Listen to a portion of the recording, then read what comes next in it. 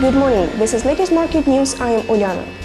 Asian markets were mostly higher Friday, supported by positive news in the US and Europe, as the market looked ahead to more employment data from the US later in the global day. However, focus remained on the US non-farm payrolls data due out later in the global day. Central banks were also getting some attention after European Central Bank President Mario Draghi said Thursday that the central bank plan to purchase bonds from troubled Eurozone countries that request assistance remains in place, offering investors some reassurance.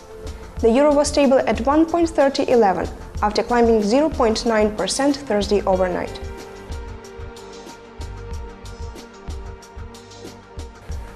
The Bank of Japan stood pat on its monetary policy as expected to better assess the results of easing measures it took 2 weeks ago. The Bank of Japan maintained the size of its asset purchase program at 80 trillion yen and kept its policy rate in 0.0% to 0.1% range.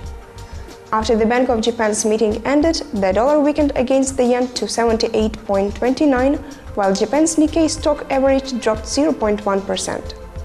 The Hang Seng Index was up 0.3% with retailers and commodity stocks leading gains. Markets in mainland China remained closed due to the public holiday.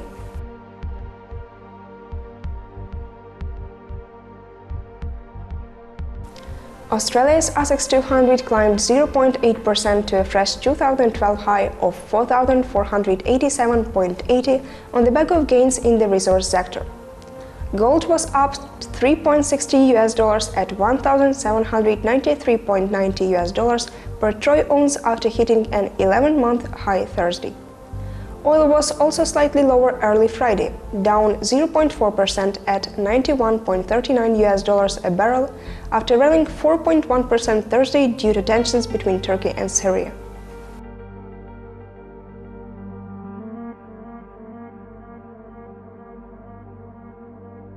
Today, we are due figures for US non-farm payrolls, and with election in the US heating up, there will be plenty of discussion about what the numbers will mean for President Barack Obama and Mitt Romney. Non-farm payrolls are expected to rise by 111,000, but the US unemployment rate is also forecast to edge higher to 8.2%, suggesting that analysts believe the number of jobs created in September is unlikely to make up for new entrants into the labor force. In August, a meager 96,000 jobs were created, while unemployment rate declined to 8.1%.